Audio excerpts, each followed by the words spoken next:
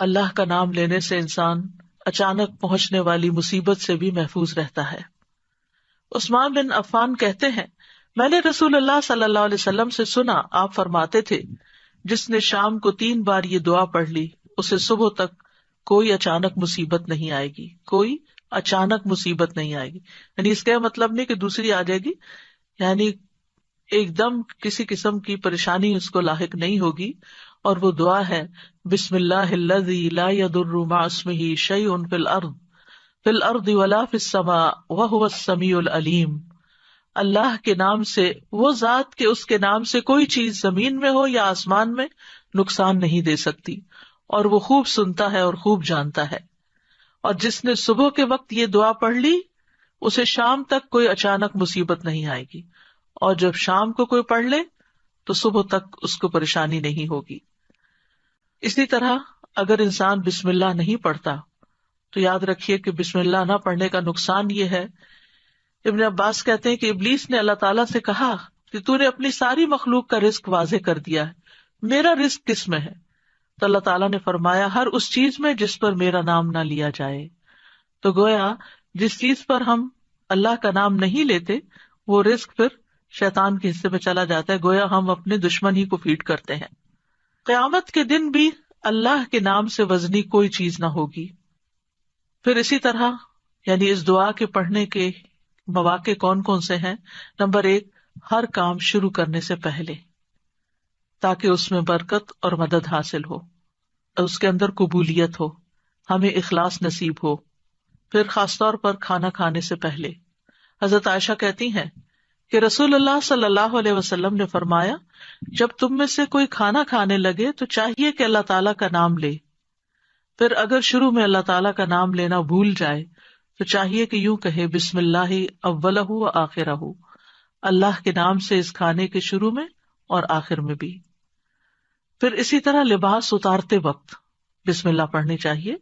انس رضی اللہ عنہ سے روایت ہے کہ نبی صلی اللہ علیہ وسلم نے فرمایا، جنوں کی آنکھوں اور بنی آدم کی شرمگاہوں کا پردہ یہ ہے کہ جب ان میں سے کوئی اپنے کپڑے اتارے تو بسم اللہ پڑھ لے، یعنی اتارنے سے پہلے پڑھ لے، تو جن اور شیاطین کی نظر نہیں لگتی۔ اسی طرح جب آپ بچوں کو کپڑے تبدیل کروا رہے ہوں تو اس وقت بھی بسم اللہ پڑھ لیں۔ اسی طرح بیت الخلاء جاتے وقت یعنی اندر پاؤں رکھنے سے پہلے بسم اللہ پڑھ کے دروازہ کھولیں۔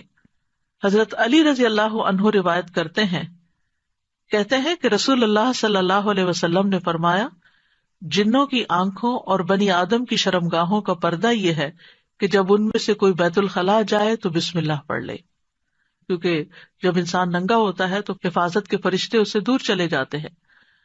تو اس وقت حفاظت پھر کس سے حاصل ہوگی؟ جب آپ واش روم میں جانے سے پہلے بسم اللہ پڑھ کے پھر داخل ہوں گے۔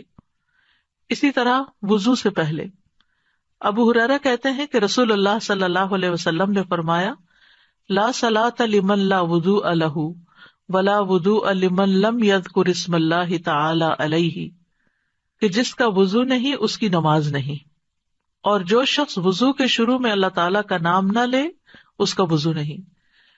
اب یہاں پر بعض لوگوں کو یہ پریشانی ہوتی ہے کہ ہم واش روم میں کھڑے ہوتے ہیں، وہیں سنک ہے، وہیں کموڈ ہے، تو پھر ہم بسم اللہ کس طرح پڑھیں؟ اس کے ایک تو یہ ہے کہ جب آپ وضو کی نیت سے جا رہے ہیں تو اندر داخل ہونے سے پہلے ہی پڑھ لیں اور جا کے ٹیپ کھول لیں اور اپنا وضو شروع کر دیں۔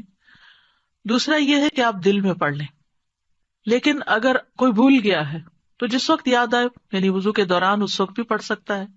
پھر اسی طرح پڑھنا ہی بھول گیا تو اس کا کیا مطلب؟ وضو ہوا ہی نہیں سرے سے، یا پھر یہ کہ اس کی اگر وضو نہیں ہوا تو کیا نماز ہی نہیں ہوئی؟ نہیں، اس کا مطلب یہ کہ اس کا وضو کامل نہیں ہوا۔